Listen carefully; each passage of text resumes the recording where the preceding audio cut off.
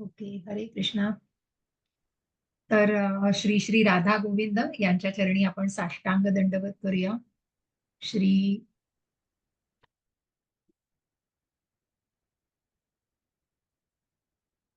श्री श्रीला प्रभुपाद यांच्या चरणी साष्टांग दंडवत. आज श्रीला प्रभुपादांचा तिरोभाव दिवस आहे, म्हणजे डिसअपिअरन्स डे म्हणतात. तर या दिवशी प्रभुपाद हे जग सोडून गेले आणि 5 नोव्हेंबर 1977 साली प्रभुपाद गेले. तर आजचा तो तिरोभाव दिवस याला म्हणतात. अं, ज्या प्रभुपादांनी आपल्यापर्यंत हे भगवद्गीतेचं ज्ञान आणलेलं आहे आणि ज्यांनी या इस्कॉनची स्थापना केली, असे हे संस्थापक एसी भक्ती वेदांत स्वामी प्रभुपाद त्यांच्या चरणी साष्टांग दंडवत. श्री जयपताका स्वामी महाराज यांच्या चरणी, गुरु महाराज यांच्या चरणी माझा साष्टांग दंडवत. श्री नामनिष्ठ प्रभूजी जे मंदिराचे अध्यक्ष आहेत त्यांनाही माझा साष्टांग दंडवत. श्री गौर आई म्हणजे चैतन्य महाप्रभू आणि आपण जे पंचतत्व मंत्रात म्हणतो प्रभू नित्यानंद, या सर्वांना माझा साष्टांग दंडवत. आणि या इस्कॉनच्या पूर्ण टीमला माझा सादर प्रणाम करून या अध्ययन वर्गाला आपण सुरुवात करूया. तर थोडंसं मी या स्लाइड्सचा वापर करणार आहे की जेणेकरून तुम्हाला थोडंसं फक्त संक्षिप्त आणि काही जे आपण मुद्दे, म्हणजे बाकी आपण जशी आहे तशी भगवद्गीता हेच पूर्ण आपण विवेचन करतोय त्याच्यावरती. तर प्रत्येक श्लोकाला निश्चितच आपण व्यवस्थितपणे जाणून घेऊन त्याच्यावर चर्चा करतो आहोत. तर जे आपण आधीचे 2 अध्याय बघितले, मी कुठेही घाई करत नाहीये. अजून पण 1-2 जण नवीन जॉईन झाले आहेत आपल्या ग्रुपमध्ये, पण ते आता जॉईन होत आहे तिथे, कारण लिंक सगळ्यांना गेली जाते. तर त्याप्रमाणे आता हा 3रा अध्याय, जर बाकीच्यांना कोणाला लागलं तर मग पहिले 2 अध्याय पुन्हा घेता येतील नवीन याच्याप्रमाणे, नवीन बॅचला सुरू करताना. तर थोडीशी रिव्हिजन अशी की पहिल्या 2 अध्यायांमध्ये नक्की काय बघितलं आणि कशा प्रकारे त्या प्रतिक्रिया, आणि मग 2ऱ्या अध्यायाला संपन्न केलेलं आहे आपण. तर या पहिल्या अध्यायामध्ये आपण बघितलं की कशा प्रकारे 3 जणांच्या प्रतिक्रिया, की धृतराष्ट्रांच्या तोंडी पहिला श्लोक आहे आणि या पहिल्या श्लोकानेच सुरुवात होते भगवद्गीतेची, की प्रश्न विचारतोय संजयाला आणि मग तिथेच कुठेतरी दुधात मिठाचा खडा घालावा त्याप्रमाणे माझे पुत्र आणि पांडूचे पुत्र यांना वेगळं केलंय. म्हणजे कुरु यामध्ये सगळेच आले ना तिथे, पण तसं न करता की पांडूचे पुत्र वेगळे आहेत. आणि मनामध्ये कुठेतरी कपट हो, मनामध्ये कुठेतरी सगळ्याविषयी साशंकता होती, कारण युद्ध तर चालू आहे, मग तिथे युद्धाच्या ठिकाणी कोणी जेवायला थोडीच बसणार आहे, मग हे प्रश्न विचारायची गरजच नाही. पण मनात साशंक होते ना, कारण आपल्या मुलांचं काय होणार आहे, अधर्म दिसतोय हो, डोळ्यासमोर दिसतोय, जिथे प्रत्यक्ष भगवंत जे धर्माच्या बाजूने आहेत आणि जे धर्मक्षेत्र आहे हो. आणि म्हणून तर त्या 9 कारणांमध्ये पहिले ऋषिकेश, की जे प्रत्यक्ष भगवंत तिथे उपस्थित आहेत, आणि दुसरं आहे ते धर्मक्षेत्र. इतकी पवित्र जागा आहे हो ती, तिथे अधर्माला स्थानच नाही. आणि म्हणून मग अशा या 9 कारणांमध्ये आपण जाणलं की पांडवांचाच विजय कशाप्रमाणे होणार आहे. परंतु तिथे प्रतिक्रिया जाणताना आपण बघितलं धृतराष्ट्र, दुर्योधन आणि अर्जुन या तिघांच्या प्रतिक्रिया. आणि मग अर्जुनाचं विषण्ण होणं कधी, की पहिल्या काही अध्यायांमध्ये आपण बघितलं की कशा प्रकारे तिथे शंखांचा निनाद केला जातो आणि कुठेतरी युद्धाची सगळी तयारी चालू आहे. प्रत्येकाने आपले शंख फुंकलेले आहेत. अर्जुनाने, भगवंतांनी आपला देवदत्त पांचजन्य असे शंख फुंकलेले आहेत अर्जुनाचे आणि यांचे, भीमाने पौंड्र, त्यानंतर भीष्म पितामहाने सुद्धा शंख फुंकून कुठेतरी दुर्योधनाच्या मनाला कुठेतरी खात्री दिली आहे की मी आहे तुझ्या बरोबर. पण तिथे कुठेतरी जाणवतंय की सगळं माहिती आहे हो त्यांना की भगवंत कुठे आहे, भगवंत प्रत्यक्ष पांडवांच्या बाजूनी आहेत आणि विजय कुठे होणार आहे. कारण इथे भीष्मांचं आणि भगवंतांचं नातं खूप सुंदर, मी तुम्हाला म्हटलं आधी काही उल्लेख केला असेल. कारण भीष्म हे भगवंतांचे महाभागवतापैकी एक, 12 महाजनांपैकी एक भीष्म पितामह. त्यामुळे भीष्माने विष्णू सहस्त्रनामची स्तुती केलेली आहे शय्येवर, शय्येवर असताना. आणि म्हणूनच सगळं माहिती होतं हो. आणि म्हणून शेवटी कुठेतरी इच्छा व्यक्त करतात, भगवंतांची स्तुती केलेली आहे. आणि म्हणून ते रथांग पाणी हे भगवंतांचं स्वरूप सुद्धा भीष्मच बघतात, कारण कुठेतरी भक्ताच्या हट्टापोटी ते भगवंत करतायत. नाही तर भगवंतांनी आपला पण मोडला नसता. पण जिथे भीष्म पांडवांना मारायला निघाले होते तिथे कुठेतरी पण मोडायला लागला भगवंतांना. भगवंतांनी खूप चातुर्याने सगळं झेललेलं आहे, कारण ते प्रत्यक्ष भगवंतच हो, त्यांचंच प्रयोजन होतं सगळं. त्यामुळे म्हणून तर कृष्णाची जी नीती आहे, ती नीती प्रत्येक वेळी आपण जाणतो. कारण कुठेही कुठेही कुणावरही अन्याय न होता, पण जे योग्य आहे, जे धर्माच्या बाजूने आहे आणि जे आपण म्हणतो योग्यताच ज्याची की धार्मिक म्हणजे जे जे लीगल आहे, जे धर्म धर्म म्हणजे जे खरेपणा आहे ज्याच्यामध्ये, त्याची बाजू त्याची साथ दिलेली आहे. आणि म्हणूनच इथे कृष्णाला मग त्यासाठी काही करायला लागलं, की भक्तासाठी. म्हणून जे भक्त वत्सल आहेत हो, की ज्या भक्ताच्या हट्टासाठी जसं अर्जुनानं सुद्धा विश्वरूप दर्शन दाखवलं, कारण भगवंताच्या भक्ताचा तो हट्ट होता, विनंती होती.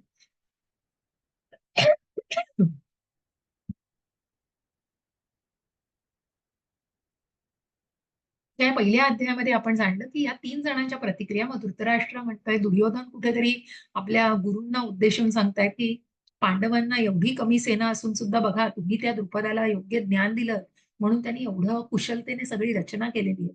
असं कुठेतरी त्यांना खोचकपणे विचारत असतो दुर्योधन. कारण मनात काय असते पुन्हा पुन्हा भीती असते. हो. मनात कुठेतरी साशंकता असते, काय होणार आहे आपलं या युद्धाच्या ठिकाणी? ही सगळी मनामध्ये भीती असते आणि तिथेच या अर्जुनाच्या मनातल्या भावना या आपण काही श्लोकांच्या त्या अध्यायाच्या त्या श्लोकांमध्ये आपण जाणलेल्या आहे आणि कुठेतरी मग मला युद्धच करायचं नाही. शेवटी जेव्हा गांडीव खाली ठेवून दिलेलं आहे, की मला हे युद्धच करायचं नाही. मग त्या युद्धाची 5 कारणं आपण जाणली. मग ती 5 कारणं म्हणजे कुठेतरी मनात करुणा आहे. पाप वाटतंय. आपण आपण गुरूंना मारू किंवा आपल्याकडून पितामहांची हत्या झाली, तर ते कुठेतरी पाप वाटतंय स्वतःच्या मनाला. आनंद वाटत नाहीये. जरी मी जिंकलो तरी कोण मला बघणार आहे किंवा कोणासाठी मी हे जिंकणार आहे आणि म्हणूनच मग कुठेतरी त्याच्यात कुठलाही रस नाही वाटत आहे. आणि मग तिथे कुटुंबाच्या जेवढे राजे-रजवाडे तिथे तिथे उपस्थित आहेत, त्यांच्या कुटुंबाचं काय? त्यांच्या त्यांच्या कौटुंबिक वारसाचं काय म्हणून कुठेतरी ती परंपरा खंडित करायला मीच जबाबदार असेल, अशी कुठेतरी मनामध्ये विचारसरणी झालेली आहे. या सगळ्याला मग भगवंतांनी ज्या दुसऱ्या आणि मग अशा सगळ्यांनी तो कुठेतरी काय झालाय? असमंजस झालेला आहे.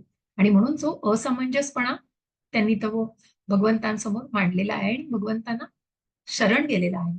ज्या श्लोकामध्ये मी नेहमी उल्लेख करते, कार्पण्य दोषो पहत स्वभावः पृच्छामि त्वां धर्म संमूढ चेता यच्छ्रेयस्यानिश्चितं ब्रूहि तन्मे शिष्यस्तेहं शाधि मां त्वां प्रपन्न. कारण मग कुठेतरी मनामध्ये साशंकता आहे. मनामध्ये साशंकता म्हणण्यापेक्षा मनामध्ये कुठेतरी करुणा आणि मग मनामध्ये इतके ते विचारांचा हल्लकल्लोळ झालेला आहे, की मग कळत नाहीये, की मी काय करायला पाहिजे? मी युद्ध करू का नको? आणि म्हणून मग अर्जुनाने भगवंतांना शरण गेलेलं आहे. आणि मग त्यांना पूर्णपणे शरणागती पकडून, की मला तुम्ही स्यानिश्चितम म्हणजे निश्चित काय ते सांगा. आणि मग अर्जुनाला भगवंतांनी सगळं ज्ञान दिलेलं आहे. मग तू कशाप्रकारे तू जे युद्ध केलंस तरी काय होणार आहे, की विचारसरणी. अर्जुनाच्या सगळ्या विचारसरणीमध्ये कसे बदल झालेले आहेत आणि कसे बदल घडवून आणायचा तिथे भगवंतांनी घाट घातलाय. भगवंतांनी ज्ञानच दिलेलं आहे. 2,202.11 पासून भगवंतांच्या ध्यानाला सुरुवात झालेली आहे. मग 2.11 ते 30 आपण बघितलं. कशाप्रकारे there is no death of soul. कारण तू शरीर नसून आत्मा आहे. नैनम छिन्नन्ति शस्त्राणि नैनम दहति पावकः न चैनम खेद्यते आपो न शोषयति मारुता. कोणीही आत्म्याला मारू शकत नाही. शरीराला तू कुठल्याही शस्त्राने मारू शकतोस कारण शरीर हे 5 तत्वांनी बनलेलं आहे. पृथ्वी, आप, वायू, आकाश, अग्नी यांनी बनले जल, अग्नी सॉरी पृथ्वी, वायू, आकाश, जल आणि अग्नी या सगळ्यांनी बनलेलं हे पंचतत्वांचं शरीर आहे. ते नश्वर आहे हो, पण आत्मा अविनाशी आहे. मग त्यानंतर तू करतोयस ते कर्मकांड म्हणजे तू कर्मकांडापासून आता आजच्या अध्यायात आपल्याला जायचंय ते कर्म योगापर्यंत जायचंय. पण कर्मकांड की तू जे काही करणार आहेस अ, तू हे युद्ध करता करता जरी तू मरण पावलास तरी तुला स्वर्ग मिळणार आहे आणि हे युद्ध केलं नाही हे युद्ध तू नाकारलंस म्हणण्यापेक्षा हे युद्ध करताना तू मरण पावलास तरी तुला काय होणार आहे स्वर्ग सुख मिळणार आहे आणि हे युद्ध तू जिंकलास तर तुला काय करायचंय पृथ्वीवरती राज्य करायचंय त्याच्यामुळे कुठेच तुझं नुकसान नाहीये तू आनंद नाही म्हणतोयस पण तुला दोन्हीतनं आनंद आहे हा तू विचार करत नाहीयेस आणि मुख्य म्हणजे तू पळकुटेपणा करू शकत नाहीस कारण तुझा पळकुटेपणा आहे ना तो पळकुटेपणाच ती नाकर्त्याचं सगळं हे आहे. कुठेतरी तुला इतकं तुच्छ लेखलं जाईल आणि कुठेतरी तुला इतकं ते कॉवर्ड म्हणजे कुठेतरी तू इतका कमकुवत आहेस युद्ध करायला. कोणी शत्रू तुझं कौतुक करणार नाहीये, तुझी प्रशंसा करणार नाहीये आणि म्हणूनच तू युद्धाला सामोरं जा.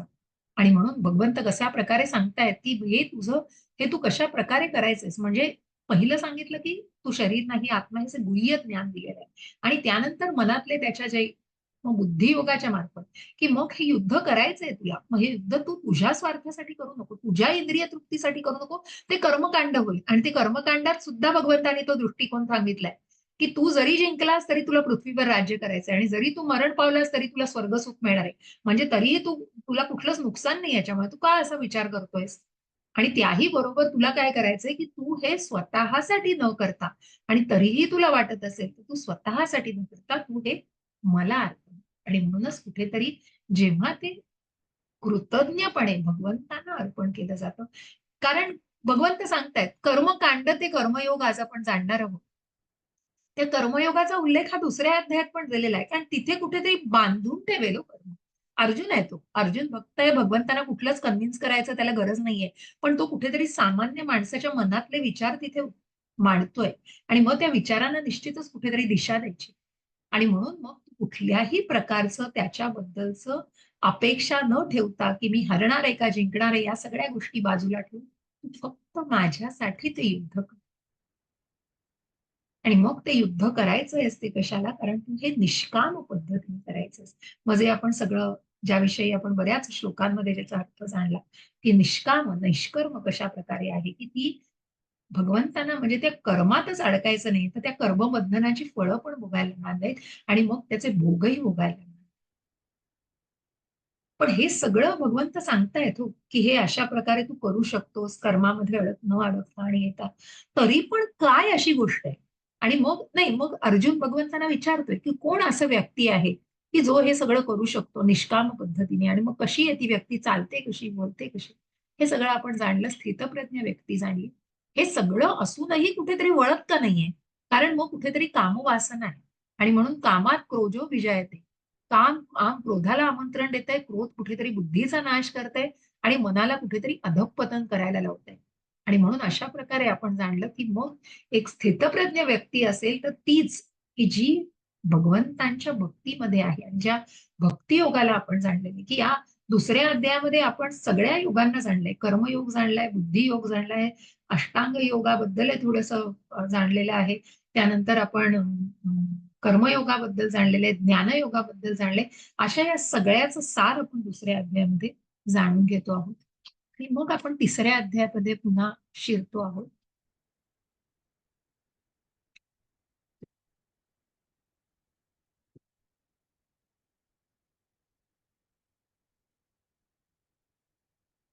आणि मग ज्या निष्काम कर्मामध्ये आपण जाणलेलं आहे दुसऱ्या अध्यायामध्ये, की कशा प्रकारे भगवंतांच्या भक्तीमध्ये केलेलं कर्म, भगवंतांना अर्पण केलेलं कर्म, कर्माची फळच भगवंतांना अर्पण केली, तर त्या कर्माच्या बंधनातच अडकत नाही आणि मग त्या पुन्हा त्या भौतिक चक्रामध्ये अडकायला लागणार नाही. म्हणूनच ते जे काही कर्म सर्वं कृष्णार्पण आणि म्हणूनच भगवंतांसाठी केलेलं कर्म, की त्या कर्मकांडापासून कर्मयोगापर्यंत. आणि मग इथे पुन्हा अर्जुनाला आता प्रश्न पडलेला आहे हो. तिसऱ्या अध्यायामध्ये सुरुवातीलाच अर्जुनाला प्रश्न पडलाय. कारण कुठेतरी बघा, अर्जुनाचा बुद्धियोग म्हणजे अर्जुन म्हणतोय भगवंतांना, की मग तुम्ही एकीकडे मला सांगताय, तू शरीर नाही आत्मा आहेस. मग या आत्म्याला करायचंय काय राज्य करून किंवा काय करून? किंवा कशासाठी ते हवं आहे? आणि म्हणूनच मग ते कर्म कशासाठी करायचं आहे? की मग कशासाठी मी युद्ध करू? आणि म्हणून तिथे भगवंतांनी त्याचं कन्फ्युजन दूर करण्यासाठी आणि मग हे जर मला करायचं आहे, तर मग मी त्याग का नको करू? मग जिथे भगवंतांना तो म्हणतोय, की मी हे सगळ्याचा त्याग करू इच्छितो. पण तिथेच भगवंत सांगतायत, की मग त्यागापेक्षा काय श्रेष्ठ आहे? त्यागापेक्षा निष्काम कर्म हे कसं श्रेष्ठ आहे? आणि म्हणून या कुठेतरी मनातल्या त्याच्या विचारांचं जे काहूर आधीही माजलेलं होतं आधीही त्याच्या मनामध्ये निर्माण झालेलं होतं, की ज्या प्रकारे त्याला कळत नव्हतं, की मी युद्ध करू का नको करू? तिथे कुठेतरी भगवंतांनी त्याच्या त्या विचारांना दिशा दिलेली आहे. त्याचप्रमाणे आता हे कन्फ्युजन प्रत्येक वेळी प्रत्येक अध्यायाच्या सुरुवातीला साधारण अर्जुनाला प्रश्न पडलाय आणि हे ज्ञान आपल्यापर्यंत भगवंत पोहोचवतायत.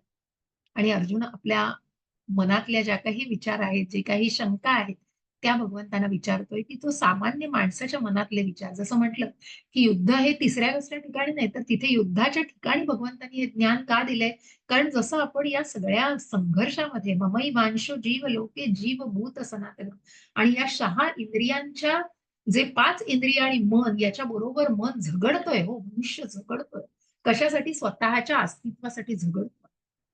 आणि म्हणूनच कुठेतरी ज्या बॉडीली आपण म्हणतो ना शारीरिक संकल्पनेशी जो निगडीत आहे त्याचं कुठेतरी मग ते संपतच नाहीये त्या गोष्टी. पण इथेच भगवंतानी मग जसं आत्म्याविषयी सांगितलेलं आहे तसं हेच ज्ञान पुढे अजून विश्लेषित करून सांगितले.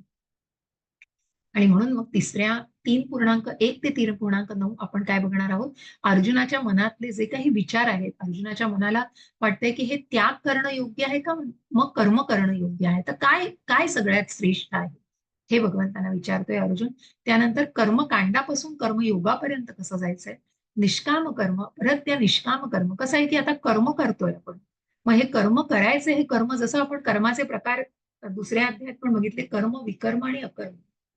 मग जे काही डेली कर्म करतोय, ऍक्टिव्हिटीज करतोय, सकाम कर्म करतोय, ते कुठेतरी आपल्याला बांधून ठेवतंय हो.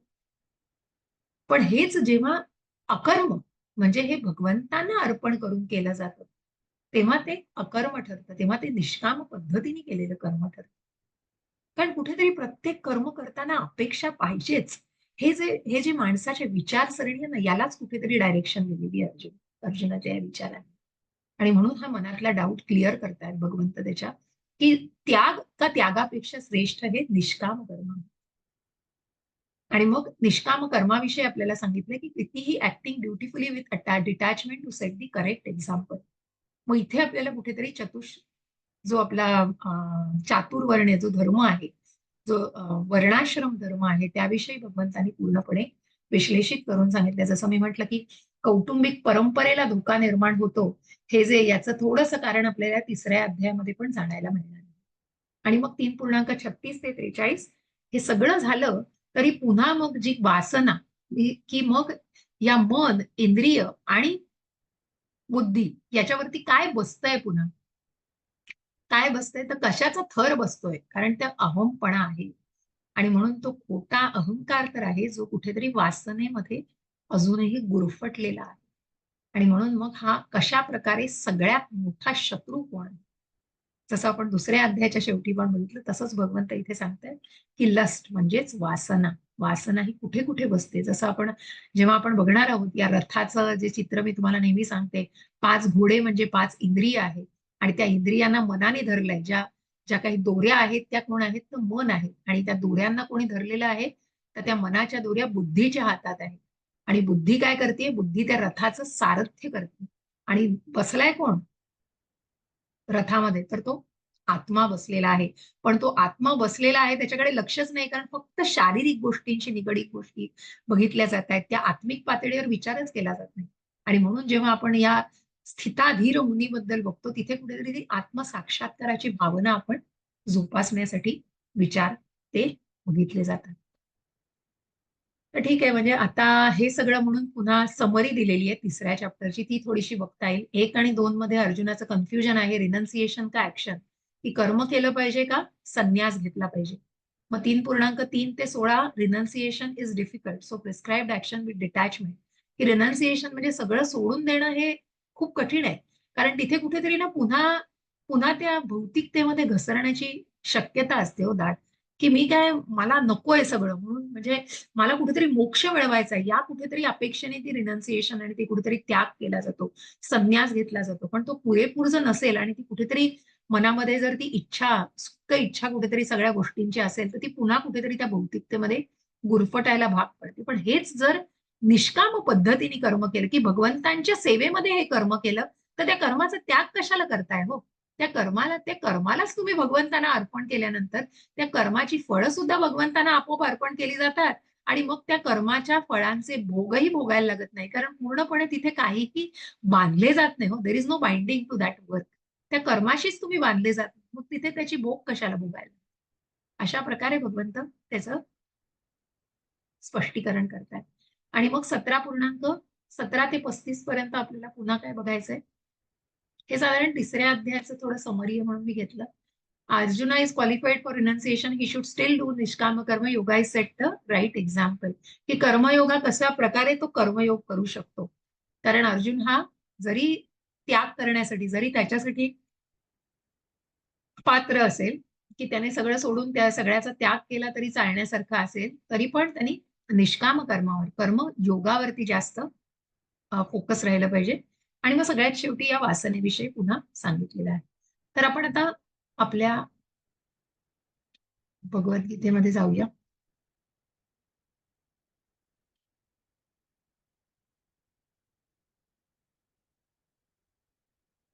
दिसतंय माझी स्क्रीन? हो माताजी. ठीक आहे. ओके. सो अध्याय 3 कर्मयोग.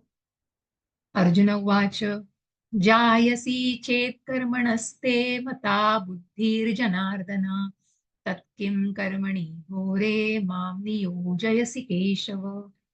अर्जुन विचारतोय भगवंतांना. हरे कृष्ण. वाचणार कोणी तुमच्यापैकी? हो, मी वाचते माताजी. वाचा माताजी. हरे कृष्ण. हरे कृष्ण. अर्जुन म्हणाला, हे जनार्दन, हे केशव, जर तुम्हाला वाटते की बुद्धी ही सकाम कर्मापेक्षा श्रेष्ठ आहे, तर तुम्ही मला या घोर युद्धात गुंतण्याचा आग्रह का करीता? तात्पर्य: आपला जिवलग मित्र अर्जुन याला भौतिक दुःखाच्या महासागरातून मुक्त करण्याच्या दृष्टीने पुरुषोत्तम भगवान श्रीकृष्णाने यापूर्वीच्या अध्यायात आत्म्याच्या स्वरूप स्थितीचे विस्तृत वर्णन केले आहे आणि आत्मसाक्षात्काराचा मान्य केलेला मार्ग म्हणजे बुद्धियोग किंवा कृष्ण भावना हा आहे अशी शिफारस केली आहे. काही वेळा कृष्ण भावना म्हणजे निष्क्रियता होय असा गैरसमज केला जातो आणि अशी गैरसमजूत असणारा मनुष्य बऱ्याच वेळा एकांतवासात पवित्र हरिनामाचा जप करून पूर्णपणे कृष्ण भावना भावित होण्याकडे प्रवृत्त होतो. परंतु कृष्ण भावनेच्या तत्वज्ञानात पारंगत झाल्याशिवाय एकांत स्थळी पवित्र हरिनामाचा जप करणे उचित नाही. कारण अशा ठिकाणी अज्ञानी लोकांकडून एखाद्याला केवळ पोकळ मान सन्मान प्राप्त होईल. अर्जुनालाही वाटले की कृष्ण भावना बुद्धियोग किंवा आध्यात्मिक पथावरील ज्ञानविषयक बुद्धी म्हणजेच सक्रिय जीवनातून निवृत्त होणे, एकांतवासात जप तप याचे आचरण करणे होय. दुसऱ्या शब्दात सांगायचे तर अर्जुनाला कृष्ण भावनेचे कारण सांगून चतुराईने युद्ध टाळायचे होते, परंतु प्रामाणिक शिष्य म्हणून त्याने ही गोष्ट आपल्या गुरु समोर मांडली आणि श्रीकृष्णांना आपल्यासाठी आचरणीय अशा उचित मार्गाबद्दल प्रश्न केला. याचे उत्तर म्हणूनच भगवान श्रीकृष्णांनी कृष्ण भावना भावित कर्म किंवा कर्मयोगाचे विस्तृत वर्णन या 3ऱ्या अध्यायामध्ये केले आहे. हरे कृष्ण माताजी. हरे कृष्ण माता. खूप सुंदर सांगितलंय बघा की कुठेतरी मनामध्ये एकतर कसं आहे माहितीये का की अर्जुनाला युद्धच करायचं नाही. कारण कुठेतरी तो प्रोकास्टिनेट म्हणजे चतुराईने तो कुठेतरी युद्ध टाळण्यासाठी भगवंताला ही कारण देत होता. मग तिथे जेव्हा भगवंतांनी सांगितलेलं आहे की हे निष्काम कर्म, कृष्ण भावना भावित कर्म करणं, मग याला कसं वेगळ्या अँगलनी घेतलं जातं बघा. प्रत्येकाचं परसेप्शन असतं. आपण म्हणतो जसं आपण म्हटलंय की तो जो दृष्टिकोन आहे ना, तो दृष्टिकोन शेवटी गुरु देत आहे. गुरूंना जेव्हा अर्जुनाने जेव्हा भगवंतांना आपलं गुरु मानलंय, तेव्हा ते गुरु 360 अंशातून सगळा विचार करून त्याला ते ज्ञान देत आहेत. आणि त्या ज्ञानाने अशा प्रकारे त्याचं मन परिवर्तित करतायत की तू असा विचार न करता तू असा कर की जेणेकरून तू युद्ध करणं हे कशा प्रकारे गरजेचं आहे. एकतर हे अधर्माविरुद्ध आहे आणि तू हे युद्ध करणं एका क्षत्रियाला न युद्ध करणं हे अजिबात शोभत नाही. हे तर भगवंतानी त्याला परोपरीने समजावं. पण त्याच्याही पुढे जाऊन जेव्हा तो कृष्ण भावना भावित कर्माचा कशा प्रकारे आणि मग अशा कर्माचा म्हणजेच काय की हे ज्ञान घेऊ. मग या ज्ञानाचा आणि बुद्धियोग, मग ज्ञानाने काय तुमची बुद्धी तल्लख होते आणि या ज्ञान बुद्धी योगाला म्हणजे कशा प्रकारे तर आत्म्याच्या स्वरूप स्थितीचे विस्तृत वर्णन भगवंतांनी केले आणि आत्मसाक्षात्काराचा मान्य केलेला मार्ग म्हणजे बुद्धियोग किंवा कृष्ण साक्षात्काराची भावना, कृष्ण भावना भावित भावना. तर कशा प्रकारे, कारण जिथे भगवंत सांगतायत की मग तू शरीर नाही आत्मा आहेस, तिथे शारीरिक संकल्पनेशी निगडीत न राहता आत्मिक पातळीवर विचार करणं हे गरजेचं आहे. कारण भगवंतानी का अर्जुनाला हे सांगितलं? कारण की तू युद्ध करण्याचं टाळू नकोस. तू कुठल्याही तुझ्या धारदार शस्त्रांनी त्या भीष्म पितामहांना मारणार नाहीयेस. त्यांचं शरीर नश्वर आहे पण त्यांचा आत्मा जीवित आहे. आणि देहिनोऽस्मिन् यथा देहे कौमारम यौवनम जरा तथा देहांतर प्राप्तिर्धीरस्तत्र न मुह्यति. हा जो प्रवास आहे ना, हा अखंड प्रवास आहे हो. आणि हा त्या शरीरातून आत्म्याचा प्रवास अविरतपणे चालू राहतो. पुन्हा ते शरीर जीर्ण झालं, की ते टाकून नवीन शरीर घ्यायचंय. त्याच्यामुळे हा प्रवास अविरत आहे आणि एक स्थिर व्यक्ती, एक धीर व्यक्ती, की जी आत्मसाक्षात्कारी भावनेपर्यंत पोहोचली आहे, ती या बदलाने घाबरत नाही. या बदलाने त्यांना कुठलाही फरक पडत नाही. हे जास्त महत्वाचं आहे. मला 1 सेकंद द्या बोलू.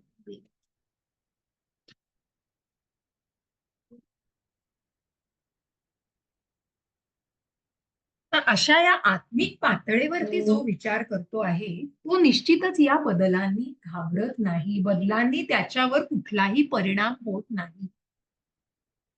पण याचा गैरसमज करणारे सुद्धा अनेक लोकं असू शकतात. बघा आपण जो परसेप्शन म्हणतो ना, हा जो दृष्टिकोन जो प्रत्येकाचा आहे, एखादी व्यक्ती ज्याच्याबद्दल त्याला जर अज्ञान असेल कृष्ण भावनेबद्दल, तर फक्त तासनतास जप करत राहणं आणि भगवंतांच्या नामामध्ये फक्त रमून जाणं, काही न करता निष्क्रिय होणं, हे मात्र योग्य नाही. म्हणून ते तत्वज्ञान शेवटी हे ज्ञान पुरेपूर जाणून घेणं, गैरसमज न करता हे पुरेपूर जाणून घेऊन भगवंतांच्याच स्मरणाला भगवंतांच्या नामाचं स्मरण करून कृष्ण भावनेमध्ये पण ती सेवा करायची भगवंतांच्या सेवेमध्ये स्वतःला दृढ करायचंय. मग तिथे सगळ्या आपल्या प्रापंचिक जबाबदाऱ्या सुद्धा टाळायच्या नाहीयेत. तिथे निष्क्रियता नकोय. मग फक्त पोकळ तो मान-सन्मान मिळवण्यासाठी आपण जे आता मिथ्याचारी गोष्टी व्यक्ती बघतो किंवा व्यक्तिपूजा केल्या जातात. साधू संतांना फक्त पूजनीय मानलं जातं, पण तिथे ज्ञानाचा अभाव असला तर काय उपयोग आहे हो? आणि म्हणून इथे सांगितलेलं आहे, की ही कृष्ण भावना म्हणजे निष्क्रियता नाही. आणि म्हणून पोकळ मान-सन्मान मिळवण्यासाठी ती कृष्ण भावना नाही. अर्जुनालाही असं वाटलं, की हा कृष्ण भावना, बुद्धियोग किंवा आध्यात्मिक पातळीवरील ज्ञानविषयक बुद्धी म्हणजे सक्रिय जीवनातून निष्क्रिय होणे, निवृत्त होणे, की मग मी माझ्या सगळ्या जबाबदाऱ्यातून आता पार पडलेलो आहे. मी आता सगळं सोडून हिमालयात जातो आणि संन्यास घेतो आणि मी तिथेच असा बसतो. तसं याचा अर्थ नाही. म्हणूनच भगवंत सांगतायत, की फक्त म्हणून भगवंतांनी कुठेही भगवद्गीतेत लिहिलं नाहीये, की तुम्ही म्हातारे झालात, 60-70 झाली, की मग भगवद्गीता हातात घ्या, असं कुठेच लिहिलं नाहीये. की फक्त तुम्ही आता रिटायरमेंटला आलात, आता मी वाचतो जरा, आता मला वेळ मिळाला आहे. हे तत्वज्ञान नाही. आणि म्हणून त्याचा अभ्यास मग त्यावेळेला तुमचे अवयव, तुमचे डोळे, तुमचे तुमचे कान, हे सगळं सुद्धा तितकं बळकट असणं गरजेचं आहे हो. मग खूप पुढे जाऊन खूप सुंदर श्लोक मुकुंद मला अ, अ, त्या राजाने लिहिलंय त्याच्याबद्दल मुकुंदमाला स्तोत्रामध्ये. कुलशेखर राजाने खूप सुंदर लिहिलंय ते, की म्हणून ते कफ, वात, पित्त या सगळ्या प्रकृतीनी माझे सगळे अवयव जीर्ण झाले आणि जर माझा सगळं घशात आवाजच अडकला, तर मी तेव्हा काय नामस्मरण करणार? म्हणून मला त्याच्या आधीच मला तू तुझ्या चरणकमलांवर सेवा करण्याची संधी दे. खूप सुंदर श्लोक आहे. आपण पुढे आपल्याला मिळणार आहे. तर म्हणून अशा प्रकारे याचा कुठलाही निष्क्रियपणा नाही याच्यातनं, की आध्यात्मिक त्या ज्ञानाला घेऊन फक्त ते विरक्त होणं आणि ज्ञानविषयक बुद्धी म्हणून सक्रिय जीवनात निवृत्त होणं नाही, एकांतवासात जप करणं, हेच याचा अर्थ नाहीये. तर दुसऱ्या शब्दात सांगायचं म्हणजे अर्जुनाला कृष्ण भावनेचे कारण सांगून चतुराईने युद्ध टाळायचे होते. कारण कृष्ण भावना म्हणजे मला आता काही नकोय. मी कृष्ण भावनेमध्ये सगळं समर्पण केलंय. मला काहीच नकोय. मला कशाचीच अपेक्षा नाही. विरक्ती करून तो तसं करतोय. पण ही चुकीची गोष्ट. आणि म्हणूनच मग इथे प्रामाणिक शिष्य म्हणून त्याने ही गोष्ट आपल्या गुरूंसमोर मांडलेली आहे. आणि त्या गुरूंसमोर तो उचितपणे विचारतोय, की त्याग, मी जो कृष्ण भावनेच्या भावनेत त्याग करतोय, का मग त्याच कर्म करणं हे जास्त श्रेष्ठ आहे. आणि म्हणून कृष्ण भावना भावित कर्माचं जे महत्व भगवंतांनी सांगितलेलं आहे, ते महत्व इथे, की बुद्धी ही सकाम कर्मापेक्षा श्रेष्ठ आहे. तर तुम्ही मला या घोर युद्धात गुंतण्याचा का आग्रह धरतात? तुम्ही मला कर्म का करायला लावता आहात? जर ही बुद्धी कर्मापेक्षा श्रेष्ठ आहे, ही कृष्ण भावना श्रेष्ठ आहे, तर मग त्याच्यामध्ये मी निष्क्रियपणे मी जर सगळं त्याग करायचं म्हणतो आहे, तर तुम्ही मला का त्या कर्मात अडकवताय? मला या युद्ध कर्त्याच्या म्हणजे युद्ध करण्याच्या त्या कर्मामध्ये मला तुम्ही का अडकवताय? म्हणूनच इथे कुठेतरी आपण 2 विषय त्याग श्रेष्ठ आहे का? कृष्ण भावना भावित कर्म श्रेष्ठ आहे. म्हणून इथे भगवंत आपल्याला या तिसऱ्या अध्यायामध्ये श्रीकृष्णांनी कृष्ण भावना भावित कर्म किंवा कर्मयोगाचं विस्तृत वर्णन, कर्मयोग जो भगवंतांशी जोडतो, जे कृष्ण भावना भावित कर्म आहे, जे आपल्याला भगवंतांशी जोडतं आहे, या कर्माविषयी भगवंतांनी त्या तिसऱ्या अध्यायामध्ये आपल्याला सविस्तरपणे सांगितलेलं आहे. मग भगवंत सांगतायत, व्यामिश्रेणेव वाक्येन बुद्धिं मोहयसीव मे तदेकं वद निश्चित्य येन श्रेयोहमाप्युनाम. अर्जुन तरीही विचारतोय, म्हणून की पुढे जाऊन अर्जुनानेच पुन्हा हा प्रश्न विचारलेला आहे.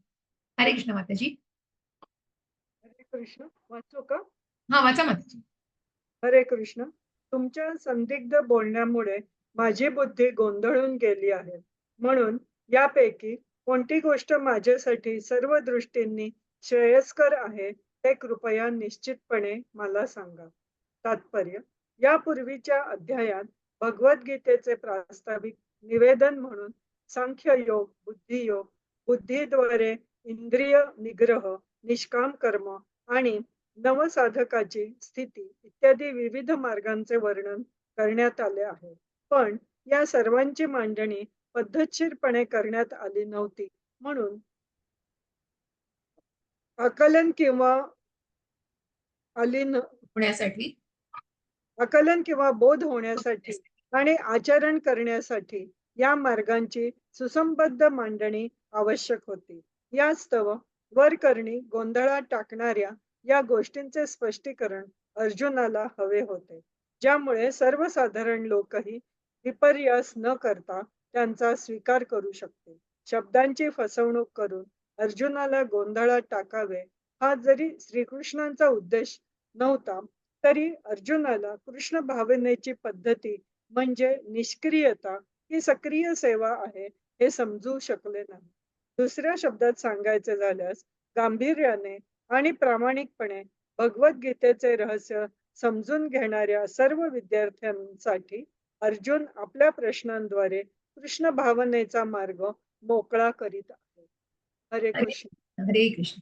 की एका नवसाधकाची काय स्थिती व्हावी किंवा एका सामान्य माणसाच्या मनामध्ये काय विचारांचा कल्लोळ व्हावा किंवा त्यांनी कशा प्रकारे त्याचं त्या गोष्टीला कशा प्रकारे घेतलं पाहिजे, या सगळ्या गोष्टींचं समर्थन केलेलं आहे. आणि म्हणूनच अर्जुन भगवंतांना हा प्रश्न विचारतो आहे की तुमच्या संदिग्ध बोलण्यामुळे माझी बुद्धी, म्हणजे इथे कुठेतरी अर्जुनासारखी व्यक्ती नाही गोंधळून जाणार हो, कारण तो अर्जुन आहे. अर्जुनाला गोंधळात टाकणाऱ्या वरकरणी गोंधळात टाकणाऱ्या गोष्टींचं स्पष्टीकरण अर्जुनाला हवं होतं, ज्यामुळे सर्वसाधारण लोकही विपर्यास न करता त्याचा स्वीकार करू शकतील. मग इथे कुठेतरी अर्जुनाला गोंधळात टाकावे हा जरी श्रीकृष्णांचा उद्देश नव्हता, तरी अर्जुनाला कृष्ण भावनेची पद्धती म्हणजे निष्क्रियता की सक्रिय सेवा आहे हे समजू शकले नाही, कारण तिथे कुठेतरी अर्जुन कन्फ्यूज झालेला आहे. कारण मन कसं झालंय त्याचं असमंजस झालेलं आहे. आणि अशा असमंजस मनाचा गोंधळ खूप पटकन होतोय, म्हणून तिथे अव्यवसायात्मिक हा जो शब्द गेल्या अध्यायामध्ये विसरलाय, कारण त्याच्या बुद्धीला फाटे फुटलेले आहेत. त्याच्यामुळे बुद्धी कुठेतरी फोकस्ड होत नाहीये. बुद्धी एकाच विचारांवर स्थिर होत नाही आणि म्हणून त्या सगळ्या विचारांमुळे कुठेतरी त्याच्या मनामध्ये द्विधा मनस्थिती निर्माण झालेली आहे. आणि म्हणूनच गांभीर्याने आणि प्रामाणिकपणे भगवद्गीतेचं रहस्य समजून घेणाऱ्या सगळ्या विद्यार्थ्यांसाठी अर्जुन या प्रश्नांद्वारे कृष्ण भावनेचा मार्ग मोकळा करून सांगतो. कशा प्रकारे? आणि म्हणूनच अशा सगळ्या कन्फ्युजनला दूर करण्यासाठी की प्रामाणिकपणे भगवंताला विचारून की हे माझ्यासाठी काय श्रेष्ठ आहे, मग मी त्याग करू का मी कर्म करू, कुठलं माझ्यासाठी श्रेष्ठ आहे, तिथे कुठेतरी भगवंत या कृष्ण भावना भावित कर्माविषयी, या निष्काम कर्माविषयी भगवंत आपल्याला उलगडून सांगतात. श्री भगवान वाच, लोकेस्मिन् विविधा निष्ठा पुरा प्रोक्ता मया नघ, पुरा प्रोक्ता मया नघ, ज्ञानयोगेन सांख्यानां कर्मयोगेन योगिनाम. हरे कृष्ण माताजी. मी वाचू का आता? हो वाचा ना, वाचा.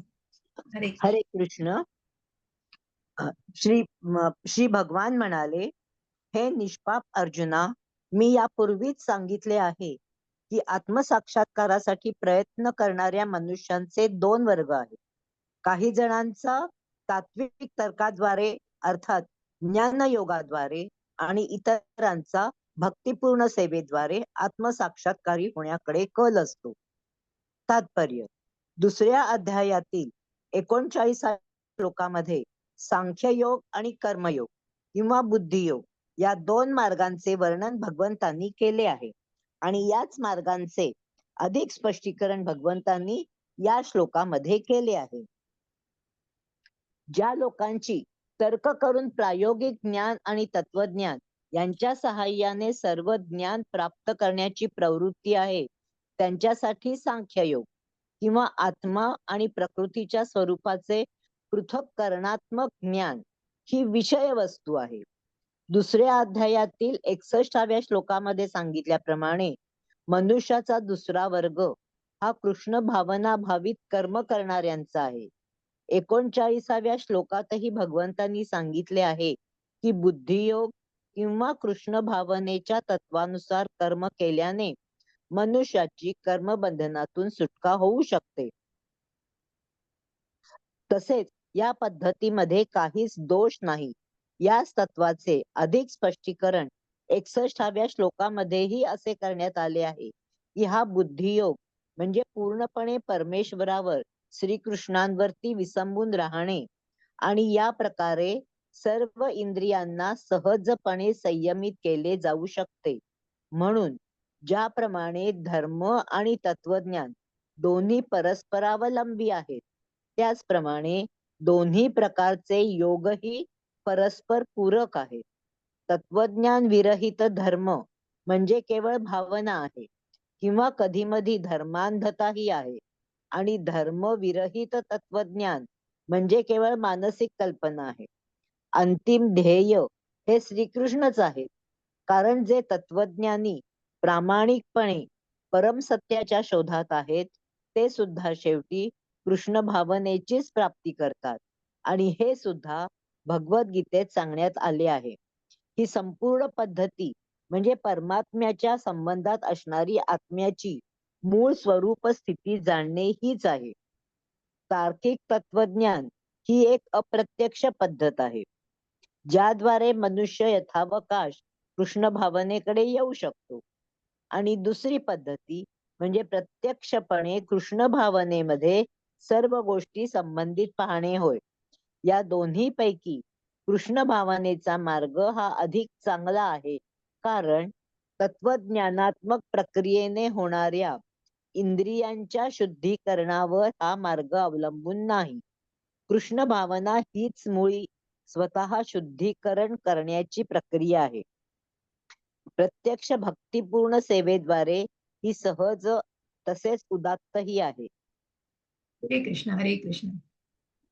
थोडेसे शब्द कठीण आहेत त्याच्यात, पण आपण या हा. श्लोकांचा संदर्भ पण घेऊया आणि नक्की याच्यावरती चर्चा करू. तर कारण इथे त्यांनी सांगण्यात आले आपले 2 सांगितले श्लोक. हो येस 39वा सांगितलाय 61वा सांगितलाय, तर त्याला आपण नक्की रेफर करूया. माझ्या समोर आहेत ते श्लोक पुस्तकामध्ये.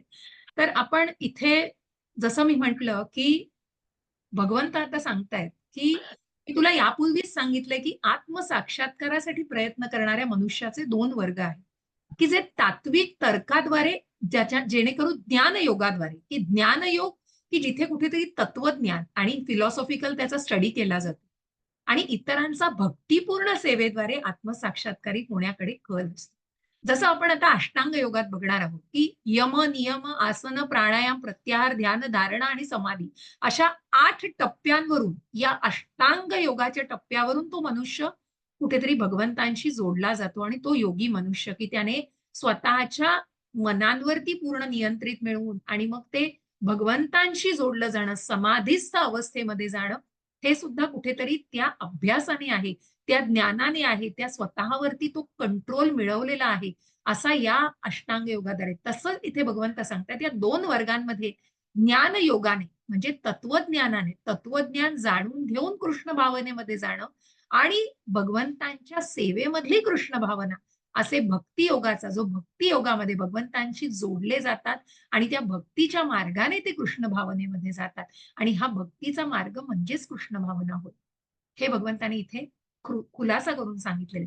मग इथे भगवंत सांगतायत की ज्या लोकांची तर्क करून प्रायोगिक ज्ञान किंवा तत्वज्ञान यांच्या साहाय्याने सर्व ज्ञान प्राप्त करण्याची प्रवृत्ती आहे, त्यांच्यासाठी सांख्ययोग किंवा आत्मा आणि प्रकृतीच्या स्वरूपाचं पृथक्करणात्मक ज्ञान ही विषय वस्तू आहे. कसं आहे की ते ज्ञान त्याचा अभ्यास करण्यासाठी ती विषय वस्तू म्हणून मानतात. तिथे कुठेतरी ते आत्म्याला धरतायत, शरीर आणि आत्मा याचं पृथक्करणात्मक विचार करतायत. पण हा जो आत्मीय जे ज्ञान आहे ना, हे कुठेतरी विषय वस्तू आहे, कुठेतरी अभ्यास करण्याच्या दृष्टीने त्याला मांडण्यात आलेलं आहे.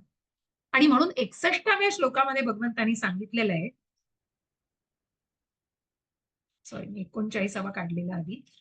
तर इथे पृथक्करणात्मक माहिती जी दिलेली आहे भगवंतांनी, मला असं वाटतं, येस, तानी सर्वाणि संयम्य युक्त आसित मत्परः वशेहि यसेंद्रियाणि तस्य प्रज्ञा प्रतिष्ठिता. जो इंद्रियांना पूर्णपणे वश करून त्यांचे संयमन करतो आणि आपली भावना माझ्यामध्ये दृढपणे करतो, त्याला स्थिर बुद्धियुक्त असे म्हटले जाते. आता कसं होतं की 61व्या श्लोकात मनुष्याचा दुसरा वर्ग हा कृष्ण भावना भावित करणाऱ्यांचा आहे. कारण तो कसा करतोय, जे काही कर्म करायचे ते कृष्ण भावनेमध्ये करायचे. त्याची इंद्रिय, जसं मी म्हटलं की आत्मेंद्रिया वांछो तारो नाम काम, कृष्ण इंद्रिया वांछो तारो नाम प्रेम. स्वतःच्या इंद्रिय तृप्तीसाठी कर्म केलं तर ती कुठेतरी स्वतःची स्वार्थी काम वासनेमध्ये केलं जातं. ते आकांक्षाद्वारे, ते अपेक्षेद्वारे केलं जातं. मला कुठेतरी मिळवायचंय, मला आनंद मिळवायचा, पण हेच कृष्णाच्या आनंदासाठी केलं तर निश्चितच त्याच्यात स्वतःचा आत्मिक आनंद मिळणार आहे आणि तिथे कुठेतरी भगवंतांशी जोडलं जाणार आहे. प्रेमाचे संबंध आहेत भगवंतांशी. आणि म्हणूनच मग कृष्ण भावना भावित कर्म करणाऱ्या म्हणजेच भक्ती योगामध्ये जे आहे, जे भगवंतांच्या भक्तीमध्ये स्वतःला दृढ ठेवतात. आणि म्हणूनच अशा प्रकारे कृष्ण भावना भावित कर्म 39व्या श्लोकात भगवंतांनी सांगितले, बुद्धियोग किंवा कृष्ण भावनेच्या तत्वानुसार कर्म केल्याने मनुष्याची कर्म बंधनातून सुटका होते. तर तिथे भगवंत सांगतायत की आतापर्यंत या ज्ञानाची पृथक्करणात्मक माहिती मी तुला सांगितली आहे आणि मी निष्काम कर्म कसं करावे याचं वर्णन तुला करून सांगतो, ते तू ऐक. जर तू या ज्ञानाच्या आधारे कार्य केलंस तर तू कर्माच्या बंधनातून मुक्त होशील. म्हणून तेच तर मी सुरुवातीला तुम्हाला सांगितलं की मग कर्मयोग म्हणजेच निष्काम पद्धतीने केलेलं कर्म. सकाम कर्म हे कुठेतरी स्वार्थामध्ये स्वतःला हवंय. पुण्यकर्म केले जातात, होम हवन याग सगळं केलं जातं, याग यज्ञ केले जातात, पण कुठेतरी सकाम भावनेमध्ये. पण हीच भावना जर निष्काम पद्धतीने केलं गेलं तर तिथे कुठेतरी त्या कर्माच्या फळांच्या जे काही भोग भोगायला लागत असतात त्याच्यामध्ये सुद्धा अडकत नाही, त्या कर्मातच अडकत नाही. त्या कर्म बंधनातच मनुष्याची सुटका होते, कारण ते कर्म भगवंतांसाठी केलं जातं, कृष्ण भावना भावित कर्म केलं जातं. म्हणून इथे कुठेतरी त्या बुद्धी ज्ञानयोगामार्फत विषय वस्तू मानून फक्त आत्म्याचा अभ्यास करून आणि असं असं आहे म्हणून असं मानणं, ही गोष्ट एक प्रकारच्या व्यक्ती करू शकतात. पण हीच दुसऱ्या प्रकारच्या व्यक्ती की प्रत्यक्ष भगवंतांच्या सेवेमध्ये सर्व कर्म करणं म्हणजे ते कृष्ण भावना भावित कर्म करणं. आणि ते कर्म कुठेही कर्माच्या बंधनात अडकून ठेवत नाही. आणि म्हणून अशा पद्धतीमध्ये कुठलाही दोष नाही. अधिक स्पष्टीकरण 61व्या श्लोकात केलंय, तेव्हा ते म्हणतात की बुद्धियोग म्हणजे परस्पर परमेश्वरा की भगवंत आहेत. जसं प्रल्हाद महाराज, वाटेल तेवढी संकट येऊ दे, स्थिताधीर मुनी. 61व्या श्लोकात जिथे भगवंत म्हणतायत स्थिताधीर मुनी, त्याने आपल्या मन आणि इंद्रियांवर अशा प्रकारे ताबा मिळवलेला आहे की मग काहीही होऊ दे, भगवंत आहेत माझं रक्षण करायला. त्या गरम तेलात टाकू दे की उंच डोंगरावरून ढकलून देऊ दे, सर्पांमध्ये टाकू दे, राक्षसांमध्ये टाकू दे किंवा कुठल्याही वाटेल त्या संकटात टाकू दे, भगवंत आहे. हा विश्वास, हा जो दृढ विश्वास आहे, हा अत्यंत महत्वाचा आहे. आणि सगळ्या इंद्रियांना सहजपणे संयमित केलं जाऊ शकतं. कशामुळे? की अशा या भगवंतांवरच्या भक्तीमुळे संयमित केलं जाऊ शकतं. आणि म्हणूनच अशा या गोष्टींना सांगताना 2 गोष्टींचं तत्वज्ञान खूप सुंदरपणे समजावलेलं आहे की धर्म आणि तत्वज्ञान या दोन्ही परस्परावलंबी आहेत. धर्म आणि तत्वज्ञान. धर्म म्हणजे कुठेतरी आपण कर्म जे करतो आहोत किंवा जे काही आपला आपला धर्म म्हणून स्वीकारला जातो की या गोष्टी आपल्या धर्माप्रमाणे आहेत. आणि तेच तत्वज्ञान, त्याविषयीचं फिलॉसॉफिकल ज्ञान, या गोष्टी कशा दोन्ही परस्पर संबंधित आहेत, की मग धर्म तत्वज्ञानाविरहित धर्म ही केवळ भावना आहे. कारण कुठेतरी फक्त भावनिक पद्धतीने ते गोष्ट केली जाऊ शकते. तिथे कुठेतरी ज्ञानाचा अभाव असू शकतो. ती कुठेतरी फक्त भावना म्हणून राहिली जाऊ शकते. कुठली? विदाऊट तत्वज्ञान धर्म. आणि विदाऊट धर्म तत्वज्ञान काय आहे? ती पण कुठेतरी फक्त मानसिक कल्पना, कॉन्कॉक्शन्स, आयडिओलॉजीज म्हणून धरल्या जाते. कारण हे तत्वज्ञान या पद्धतीने फक्त मांडलं गेलेलं आहे. तिथे कुठेतरी धार्मिक बेस नाही त्याला. आणि म्हणूनच अंतिम ध्येय हे श्रीकृष्णच आहेत, हे जे तत्वज्ञानी प्रामाणिकपणे परमसत्याच्या शोधात आहेत, ते सुद्धा शेवटी कृष्ण भावनेचीच प्राप्ती करतात आणि ते सुद्धा भगवद्गीतेत सांगण्यात आले आहे. ही संपूर्ण पद्धती म्हणजे परमात्म्याच्या संबंधात असणारी आत्म्याची मूळ स्वरूप स्थिती जाणणे हीच होय. तार्किक तत्वज्ञान ही एक अप्रत्यक्ष पद्धत आहे, ज्याद्वारे मनुष्य यथावकाश कृष्ण भावनेकडे येऊ शकतो. पण कृष्ण भावनेमध्ये सगळ्या गोष्टी करणं हे संबंधित पाहणे होय. या दोन्हीपैकी कृष्ण भावनेचा मार्ग हा अधिक चांगला आहे, कारण तत्वज्ञानात्मक प्रक्रियेने होणाऱ्या इंद्रियांच्या शुद्धीकरणावर हा मार्ग अवलंबून नाही. कारण भगवंत इथे म्हणून सांगतायत की कृष्ण भावना हीच मुळामध्ये शुद्धीकरणाची प्रक्रिया आहे. त्याच्यासाठी वेगळं ज्ञान घ्यायची आवश्यकताच नाहीये. चेतो दर्पण मार्जनम ही या ज्या मनावरती कुठली धूळ बसलेली आहे आणि अशा प्रकारे ही कृष्ण भावना या जे काही नामस्मरण आणि भगवंतांच्या सेवेने या भावनेला दृढ केलं जाणार आहे. आणि म्हणूनच तत्वज्ञानाने मनुष्य कृष्ण भावनेत येऊ शकतो.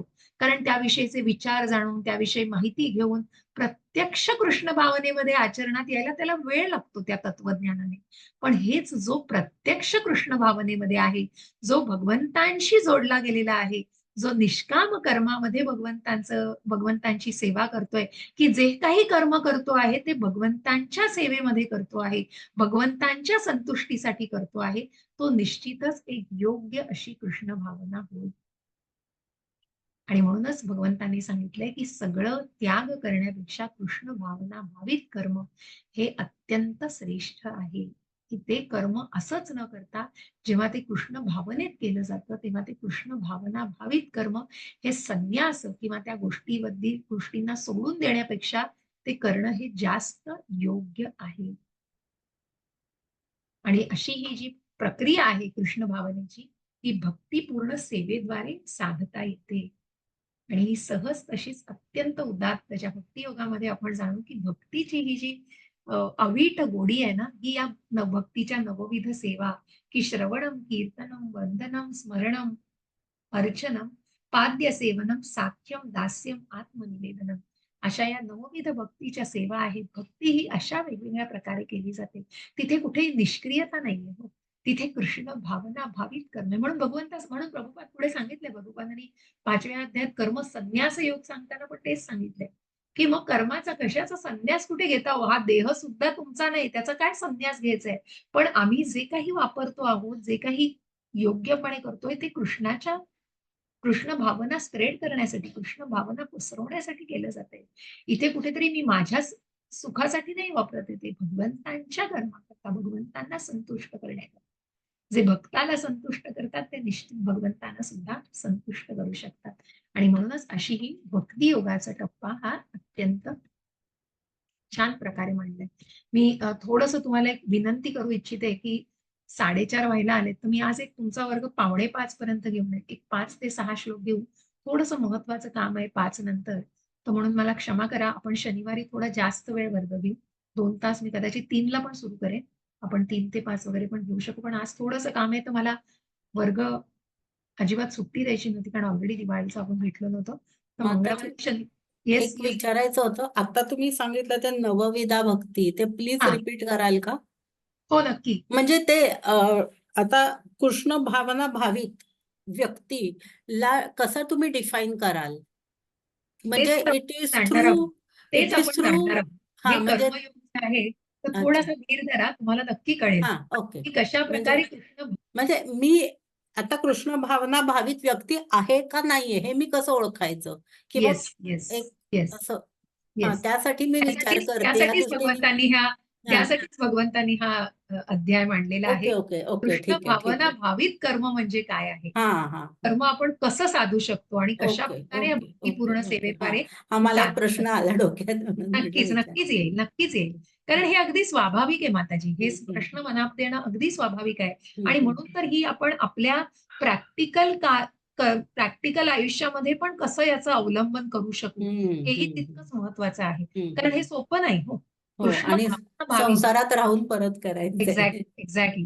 आणि म्हणूनच ती भावना मनामध्ये कसं आहे, की ती भावना रुजवणं ही अत्यंत महत्वाची आहे. पहिली एक असं आहे, की आडातच नसेल तर पोहऱ्यात येणार नाही. हो भक्तीचा पहिला टप्पा श्रद्धा आहे हो. श्रद्धा हो जिथे श्रद्धा आहे तिथे त्या प्रेमापर्यंत नक्की पोहोचू शकाल. पण जर भगवंतांविषयीच, भगवंतांच्या अस्तित्वाविषयीच शंका असेल, तिथे कठीण आहे सगळं. म्हणूनच तिथे मग मग त्या विचारांना भगवंत काहीच करू शकत नाही. तिथे कुठेतरी ती कृतज्ञता मनात असणं, ती श्रद्धा मनात असणं हा पहिला टप्पा. मग त्या प्रेमभावनेपर्यंत पोहोचणं, की मग या सगळ्यातनं अनर्थ निवृत्ती आणि कशा प्रकारे कृष्ण भावना जोपासली जाते.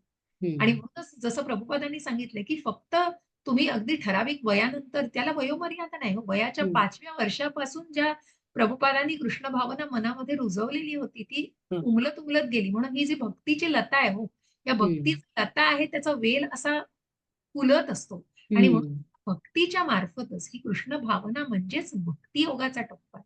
आणि म्हणून कृष्ण भावना भावित कर्म म्हणजेच या भक्ती योगामध्ये आपण बघणार आहोत. जसं मी नवविध भक्तीच्या सेवा सांगितल्या, की ह्या ज्या सेवा आहेत ह्या भगवंतांशी निगडीत आहेत, की कुठलंही कर्म कृष्ण भावनेमध्ये करणं.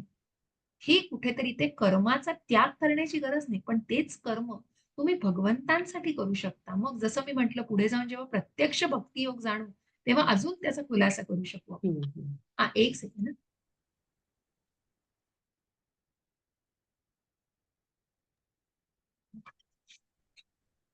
सो अशा प्रकारे तर काही हरकत नाही ना, मी 4:45 पर्यंत तुमचा वर्ग आज घेईन. हरकत नाही ना कोणाची काही? हो हां, ठीक आहे. थोडंसं ठीक. लवकर मला जायचं आहे म्हणून. ठीक आहे. हरे कृष्ण. सो आपण अजून एक 2-3 श्लोक नक्की कव्हर करू.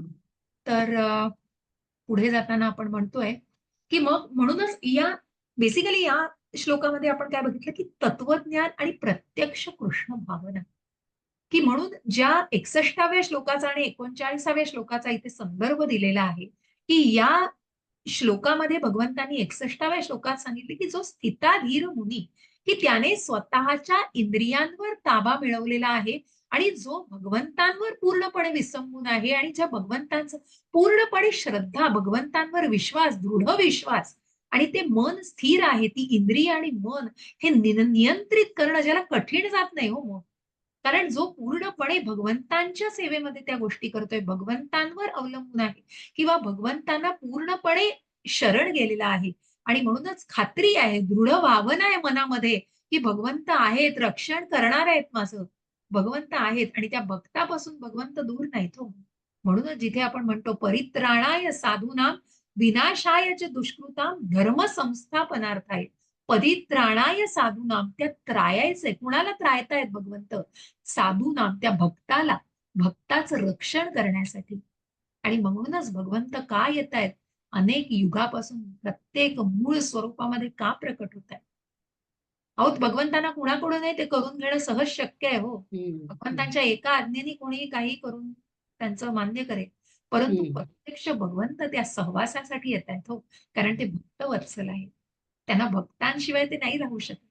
आणि म्हणूनच भगवंतांना भक्त हे प्रिय आहेत. म्हणून भक्त प्रल्हाद याचं स्थिताधीर मुनी म्हणून जे आपण उदाहरण ऐकलं, चालतो कसा, बोलतो कसा, बसतो कसा, कशा प्रकारे बोलतो, हे सगळे जे आहेत ह्या स्थिर धीर, कारण त्याचं मन जसं आपण म्हटलो, की धीर धीर मनुष्य या गोंधळाने घाबरून जात नाही. कुठल्या? की देहातनं आत्मा अविरत प्रवास करतो आहे हे तो अगदी ठामपणे जाणतो, कारण त्यांनी त्या आत्म्याला पुरेपूर जाणलेलं असतं. ती जी आत्मिक पातळी आहे ना, ती त्यांनी त्या भावनेमध्ये जाणलेली असते. आणि म्हणूनच तो जाणतोय, की परमात्म्याचा हा अंश आहे. पुढचं ज्ञान जे आपण बघू, हा आत्मा हा परमात्म्याचा अंश आहे. हेही व्यक्ती अगदी ठामपणे जाणत असते. आणि म्हणून आपण पुढे जाऊन आता या बाकी गोष्टींचं अजून पुढे विश्लेषण होईलच. तर आपण मुख्य या जसं भगवंतांनी सांगितले कृष्ण भावना भाविक कर्म निष्काम कर्म याविषयी आपण या अध्यायात जाणून घेतोय. न कर्मणा मनारंभान नैष्कर्यम पुरुषोऽश्नुते न च संन्यस्सनादेव सिद्धिं समाधी गच्छति. हरे कृष्ण. वाचू का? हो, केवळ कर्म मी म्हण वाचा वाचू? वाचा वाचा हा. माताजी वाचा. हरे कृष्ण. आता तुम्ही वाचा व्यक्तीने वाचा. केवळ कर्म न करण्याने मनुष्य कर्मबंधनातून मुक्त होऊ शकत नाही. तसेच केवळ संन्यासानेही मनुष्य सिद्धी प्राप्त करू शकत नाही. तात्पर्य: भौतिकवादी मनुष्याचे हृदय पवित्र करण्यासाठी नेमून दिलेल्या विहित कर्माचे पालन करून शुद्ध झाल्यावर एखादा जीवनामध्ये संन्यास आश्रम स्वीकारू शकतो. शुद्धतेशिवाय आकस्मिकपणे जीवनातील चौथ्या आश्रमाचा स्वीकार करून सिद्धी प्राप्त होऊ शकत नाही. प्रायोगिक तत्वानी लोकानुसार केवळ संन्यासाश्रम स्वीकारल्याने किंवा सकाम कर्मातून निवृत्त झाल्याने मनुष्य त्वरित नारायणाप्रमाणेच होतो. परंतु श्रीकृष्ण या तत्वाला मान्यता देत नाहीत. हृदयशुद्धीशिवाय संन्यास हा सामाजिक व्यवस्थेमध्ये केवळ गोंधळच निर्माण करतो. या उलट आपले विहित कर्म न करता एखादा जर भगवंताच्या दिव्य सेवेचा स्वीकार करीत असेल तर त्याने या मार्गामध्ये केलेल्या कितीही प्रगतीचा स्वीकार भगवंत करतात. बुद्धियोग स्वल्पमप्यस्य धर्मस्य धर्मस्य त्रायते त्रायते महतो भयात्. भयात. या तत्वाच्या अल्पशा पालनानेही एखादा महान संकटातून पार होऊ शकतो. हरे कृष्ण हरे कृष्ण. आणि म्हणून इथे पुन्हा एक संकल्पना भगवंतानी क्लिअर केलेली आहे की कर्म न करण्याने, पुन्हा इथे काय सांगितलंय की अर्जुनाला प्रश्न काय पडलाय की त्याग करणं श्रेष्ठ आहे का कर्म करणं श्रेष्ठ आहे. मग तिथे भगवंतानी सांगितलंय की कृष्ण भावना भावित कर्म हे श्रेष्ठ. आणि म्हणूनच भगवंत इथे काय क्लिअर करतायत की कर्म न करण्याने मनुष्य कर्मबंधनातून मुक्त होऊ शकत नाही. तसेच केवळ संन्यासानेही मनुष्य सिद्धी प्राप्त करू शकत नाही. तर याचा खुलासा असा दिलेला आहे की भौतिकवादी मनुष्याचे हृदय पवित्र करण्यासाठी नेमून दिलेल्या विहित कर्मांचे पालन करून शुद्ध झाल्यावरच तो एखादा संन्यास आश्रम स्वीकारू शकतो. शुद्धतेशिवाय आकस्मिकपणे चौथ्या आश्रमाचा स्वीकार करणे हे योग्य नाही. कारण म्हणूनच तुम्ही जरी आता इस्कॉनमध्ये बघाल तेव्हा संन्यास घेतला जातो तेव्हा तुमच्या सगळ्या कुटुंबाची पूर्णपणे परमिशन घेतली जाते आणि पूर्णपणे सगळा खुलासा करून ती व्यक्ती त्या संन्यास आश्रमामध्ये जाऊ शकते. असंच उठलंय आणि कोणी संन्यास घेतलाय असं नाही शक्य. स्वतःच्या जबाबदाऱ्यांना टाळून संन्यास घेणं हे तत्वज्ञान नाही. म्हणूनच डायरेक्ट तुम्ही त्या ब्रह्मचर्याश्रम, गृहस्थाश्रम, वानप्रस्थाश्रम आणि संन्यासाश्रम, डायरेक्ट तुम्ही ब्रह्मचर्यावरून संन्यासाश्रम घेणं, याला कुठेतरी योग्य एक पातळी पाहिजे. योग्य प्रकारे त्या टप्प्याटप्प्याने गेलं पाहिजे. आणि म्हणूनच भौतिकवाशी मनुष्याचं हृदय पवित्र करण्यासाठी नेमून दिलेल्या विहित कर्मांचं पालन करूनच तो संन्यास आश्रम स्वीकारू शकतो. जसं प्रभुपादांचं उदाहरण आपल्या समोर आहे. प्रभुपाद हे लहानपणापासून प्रभुपादांनी कृष्ण भावना सगळी रुजवलेली होती मनामध्ये. घरातलं वातावरणही तसं होतं. परंतु प्रभुपादांचं गृहस्थाश्रमामध्ये ते ब्रह्मचार्यानंतर म्हणजे ते लहानपणानंतर त्यांचं लग्न झालं. अभय मोहन डे हे प्रभुपादांचं नाव. आणि प्रभुपादांचं लग्न झालं, गृहस्थाश्रमामध्ये होते प्रभुपाद. 1932 साली नंतर मग त्यांनी दीक्षा घेतली. त्यानंतर त्यांनी संन्यास घेतलेला आहे. मला वाटतं 59 एक्झॅक्टली साल सांगते तर त्या साली त्यांनी संन्यास घेतलेला आहे. आणि मग ते वृंदावनामध्ये, आणि त्यालाही काही कारण होतं की त्यांची पत्नी आणि त्यांच्या घरातल्या लोकांचा त्यांना बिलकुल फॉर नव्हते किंवा ते सपोर्ट नव्हता त्यांचा कुठल्याही प्रकारचा. कुठेतरी आपण म्हणतो ना की भगवंतांचं सगळं नियोजन असतं. कृष्णाचे शुद्ध भक्त प्रभुपाद म्हणून त्यांचं कुठेतरी सगळं जे काही त्यांचं बिझनेस होता तो सगळा बुडालं. आणि त्यानंतर त्यांच्या बायकोनी सुद्धा त्यांची भगवद्गीतेचे जे मॅन्युस्क्रिप्ट लिहिलेले होते ते तिने जाऊन विकले बाहेर. आणि त्याचं त्यांनी चहा बिस्किटांसाठी तिने चहा बिस्किट घेऊन आली. आणि मग प्रभुपादांनी तिला विचारलं की तुला चहा हवाय का मी हवाय, टी का मी. तेव्हा ती म्हणाली मला टी हवाय. अशी तिची पातळी होती, विचारांची पातळी. आणि त्याच्यामुळे नंतर मग प्रभुपादांनी खरोखरच त्याच नोटवर पण नंतर संन्यास घेतलेला आहे आणि घर सोडलेलं आहे. आणि त्यानंतर मग ते कृष्ण भावना सगळीकडे पसरवण्यासाठी वयाच्या 70व्या वर्षी ते लंडनला, बोस्टनला रवाना झालेले आहेत. पण अशा प्रकारे ती जे ते कर्माचं त्यांना मुलं आहेत, प्रभुपादांना मुलं, त्यांच्या सगळ्या त्यांच्या गृहस्थाश्रमांचं त्यांनी योग्यपणे पालन केलेलं आहे. कुठल्याही गोष्टींचं टाळून त्यांनी केलेलं नाहीये. एका शुद्ध भक्ताला जसं ना पूर्ण भगवंत अगदी पारखून घेतात, त्याप्रमाणे त्यांची सगळ्या परीक्षेतून प्रभुपाद गेलेत. अत्यंत खूप सहन केलंय प्रभुपादांनी. जसं त्या जलदूतावरती 2 हार्ट अटॅक येऊन गेले. त्यानंतरही त्या हिप्पीज लोकांमध्ये, त्या अंमली पदार्थांच्या आहारी गेलेल्या लोकांमध्ये वावरणं साध्या सोप्या माणसाला शक्य नव्हतं हो. सामान्य माणूस पडून जाईल. पण अशा ठिकाणी प्रभुपाद वावरलेत, की तिथे तुम्ही 5 मिनिटं सुद्धा उभं राहू शकणार नाही. असे प्रभुपाद होते. असे शुद्ध भक्त होते भगवंतांचे. आणि म्हणूनच असा सांगायचं तात्पर्य येते, की संन्यासाश्रम कोणी सोमागोमा आला आणि संन्यास घ्यायचा म्हणून असा स्वीकारू शकत नाही. प्रायोगिक तत्वज्ञानी लोकांनुसार केवळ संन्यासाश्रम स्वीकारल्याने किंवा सकाम कर्मातून निवृत्त झाल्याने मनुष्य त्वरित नारायणाप्रमाणे होतो. पण हे तत्वज्ञान भगवंतांनी इथे सांगितलेलं नाहीये. फक्त ती सिद्धी प्राप्त करणे म्हणजे संन्यास घेणे आणि फक्त ते तत्वज्ञान आलं आहे म्हणून मी संन्यास घेतलाय आणि मी सिद्धी प्राप्त केली आहे, हे तत्वज्ञान भगवंत सांगत नाही. आणि म्हणून हृदय शुद्धी जर तिथे कुठेतरी भौतिक पातळीवर पुन्हा घसरण्याची खूप दाट शक्यता असते. म्हणून त्याला म्हणतात फलगू वैराग्य आणि शुद्ध वैराग्य. हे जे फलगू आहे ना, ते कुठेतरी फलगू नदीसारखं आहे. ती फलगू नदी उत्तर प्रदेशामध्ये आहे. ती वरून दिसताना तुम्हाला कळणार नाही, पण तिथे प्रत्यक्ष त्या नदीचं पात्र आहे आणि म्हणून ती फसवणारी नदी आहे. तसं हे फसवणारं वैराग्य आहे. आणि म्हणूनच तिथे कुठेतरी ती हृदय शुद्धता महत्वाची आहे. आणि ते हृदयाचं शुद्धीकरण हे फक्त त्या कृष्ण भावनेमध्येच होऊ शकतं. म्हणून हे हृदय शुद्धीशिवाय संन्यास हा फक्त त्या सामाजिक व्यवस्थेमध्ये एक कन्फ्युजन क्रिएट करू शकतं, की अरे हा मनुष्य एकदम तत्वज्ञानी, याला ज्ञान आहे. पण तिथे तरी जर हृदयामध्येच भगवंत नसेल आणि तिथे कृष्णच मिसिंग असेल, तर काय उपयोग त्या तत्वज्ञानाचा, काय उपयोग त्या ज्ञानाचा?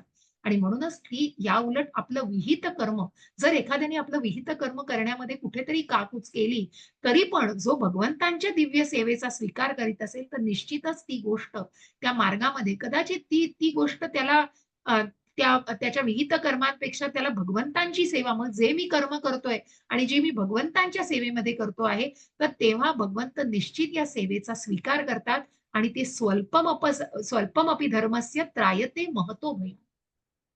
की जी छोट्यातली, जसं आपल्या खारुताई हो, जेव्हा ते पूल बांधला जात होता, छोटा छोटा दगड आणून तिथे सेवा करत होती. हनुमानाने हसला, हनुमान भगवंतांना सांगितलं असं असं ही खारुताई बघा हो काय. तर तेव्हा भगवंतांनी सांगितलं, अहो ती पण करते, हे भगवंतांची केलेली सेवा आहे आणि म्हणूनच तिला सुद्धा मोक्ष प्राप्त झालाय. तसं एक छान जशी मी तुम्हाला गोष्ट सांगितली, त्या उंदराची गोष्ट सांगितली, की मग त्या उंदराला सुद्धा मोक्ष प्राप्त होतो. तो कदाचित काय करतो, त्याची भावना वेगळी असते, पण तो भगवंतांच्या सेवेमध्ये ते कर्म केलं जातं त्याच्याकडून. आणि म्हणून ते भगवंतांच्या सेवेमध्ये केलेलं कृष्ण भावना भावित कर्म सेवेसाठी कुठेतरी तो दिवा विझू नये म्हणून भगवंतांच्या सेवेमध्ये केलेली ती गोष्ट आहे, ती कुठेतरी त्या उंदराला मोक्ष प्राप्त करते. म्हणूनच ती छोट्यातली छोटी गोष्ट सुद्धा नुकसान करत नाही आणि ती कुठेही वाया जात नाही. ती निश्चितच मोठ्यातल्या मोठ्या संकटातून सुद्धा आपली सुटका करू शकते. आणि म्हणून इथे तत्वज्ञानापेक्षा ते कर्म, म्हणून या जसं प्रत्येक श्लोकामध्ये कर्माविषयी, की तुम्ही कर्म करा. भगवंत सांगत नाहीत की 8-10 तास जा देवळामध्ये आणि तिथे नामस्मरण करत बसा. हे कर्म नाही. आपल्या पोराबाळांची आबाळ होते, घरातल्या वयस्कर लोकांची आबाळ होते आणि आम्ही जाऊन बसलोय देवळामध्ये, तिथे नामस्मरण, भजन, कीर्तन करतोय, नाही. भगवंतांनी हे सांगितलं नाहीये हो. आपल्या प्रापंचिक मग तुम्ही ते करता करता सुद्धा नामस्मरण घेऊ शकता. नामस्मरण, भगवंतांची सेवा करू शकता. या ना त्या मार्गे. आता ऑनलाईनच्या ह्याच्यामध्ये तर तुम्हाला कितीतरी भगवंतांची सेवा करण्यासाठी कुठे जायला लागत नाही हो. देवळामध्ये जाऊन सुद्धा नाही, तर तुम्ही सेवा करू शकता. मग त्या सेवेमध्ये केलेली कुठलीही सेवा, जसं मी म्हटलं की श्रवणम, कीर्तनम, अर्चनम, वंदनम, स्मरणम, या सगळ्या सेवा आहेत हो. मग याच्यातल्या सगळ्या श्रवणम आणि कीर्तनम याला सगळ्यात महत्व दिले. आणि त्याच्यातलं सुद्धा पहिलं काय आलं, श्रवणम आलं. तुम्ही ऐकताय, ही खूप सुंदर सेवा करताय. भगवंतांच्या सेवेमध्येच केलेलं हे कर्म आहे. आणि म्हणूनच इथे अशा प्रकारे या तत्वाच्या अल्पशा पालनानेही एखादा महान संकटात, इथे पुन्हा या निष्काम कर्माला महत्व दिलेलं आहे. भगवंतांच्या सेवेतील कर्माला महत्व दिलेलं आहे. म्हणून त्या कर्म, नुसतंच कर्म करायचं नाही, सकाम कर्म नाही हो, हे निष्काम पद्धतीने केलेलं कर्म, याला कशा प्रकारे आपण जाण्याचा प्रयत्न करतो आहोत. हा एक श्लोक घेऊया आणि मग आपण थांबूया. नहि कश्चित् क्षणमपि जातु तिष्ठत्य कर्मकृत् कार्यते ह्यवशः कर्म सर्वः प्रकृतिर्जैगुणिः. हरे कृष्ण. हरे कृष्ण. प्राकृतिक गुणांपासून प्राप्त केलेल्या गुणानुसार मनुष्याला असहाय्यपणे कर्म करण्यास भाग पडले जाते. म्हणून कोणालाही एक क्षणभर सुद्धा काही कर्म करण्यापासून परावृत्त होता येत नाही. तात्पर्य: सतत क्रियाशील राहणे हा देहधारी जीवनाचा प्रश्न नसून आत्म्याचा स्वभाव आहे. आत्म्याच्या उपस्थिती वाचून भौतिक शरीर हालचालीही करू ही करू शकत शकत नाही. नाही. भौतिक शरीर हे मृत यंत्राप्रमाणे आहे, जे आत्म्याद्वारे चालवले जाते. हा आत्मा सतत क्रियाशील असतो व तो क्षणभरही थांबू शकत नाही. म्हणून आत्म्याला कृष्ण भावना भावित सत्कर्मामध्ये संलग्न व्हावे लागते. नाहीतर तो मायेच्या आधिपत्याखाली चालणारे कार्य करण्यास प्रवृत्त होतो. भौतिक शक्तीच्या प्रभावाखाली आत्मा भौतिक गुणांची प्राप्ती करतो आणि अशा आकर्षणापासून आत्म्याचे शुद्धीकरण करण्याकरता त्याला शास्त्रामध्ये सांगितलेल्या विहित कर्मांमध्ये संलग्न करणे आवश्यक असते. पण जर आत्मा हा आपल्या स्वाभाविक कृष्ण भावना भावित कर्मामध्ये मग्न झाला तर तो जे काही करतो करतो ते ते त्याच्या त्याच्या कल्याणासाठी. कल्याणासाठीच असते. श्रीमद भागवतात 1.5.17 याला पुढील प्रमाणे पुष्टी मिळाली आहे. माताजी आपण वाच. त्यक्त्वा स्वधर्मं चरणाम्बुजं हरेर्भर्जन पक्वोथ पते तत्तो यदि यत्र क्ववा भद्र मबुद पुष्य किं को वार्थ आप्तो भजतां स्वधर्मतः. हरे हरे कृष्ण. कृष्ण. कृष्ण भावनेचा आश्रय घेतलेल्या मनुष्याने जरी शास्त्रामध्ये सांगितलेले विहित कर्मांचे पालन केले नाही किंवा भक्तिपूर्ण सेवेचा योग्य आचरण केले नाही आणि जरी तो आदर्शापासून पतित झाला तरी त्यामध्ये त्याची हानी किंवा वाईटही नाही. पण जर त्याने शुद्धीकरणासाठी शास्त्रामध्ये सांगण्यात आलेल्या सर्व नियमांचे पालन केले आणि तो जर कृष्ण भावना भावित नसेल तर त्याला त्यापासून काय लाभ होणार?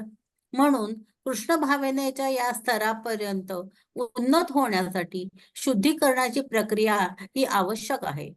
यास्तव संन्यास किंवा इतर कोणतीही शुद्धी करण्याची प्रक्रिया ही कृष्ण भावना भावित होण्याच्या अंतिम ध्येयप्राप्तीसाठी सहाय्यकारक म्हणूनच आहे. कारण कृष्ण भावनेशिवाय सर्व काही व्यर्थच आहे. हरे हरे कृष्ण. कृष्ण. हरे कृष्ण. तर खूप छान समजावून सांगितलंय. पहिली गोष्ट म्हणजे आपण या गुणांचं जे आहे ते आपण 14व्या अध्यायामध्ये जाणणार आहोत, जिथे त्रिगुणातीत म्हणजे गुणातीत गुणत्रय विभाग योग जेव्हा जाणू तेव्हा आपण त्या 3 गुणांना जाणू ज्याच्या अधिपत्याखाली ह्या भौतिक परिस्थितीमध्ये आत्मा असतो. ही भौतिक प्रकृती म्हणजे काय? हे सगळे मटेरियल जग आहे आपलं.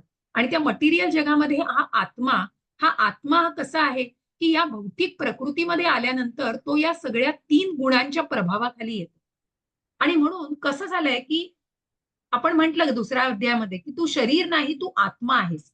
आता जर आपण शरीराला बघितलं तर शरीर नश्वर आहे आणि शरीर हे कार्य करतंय, पण त्याला क्रियाशील कोण ठेवते?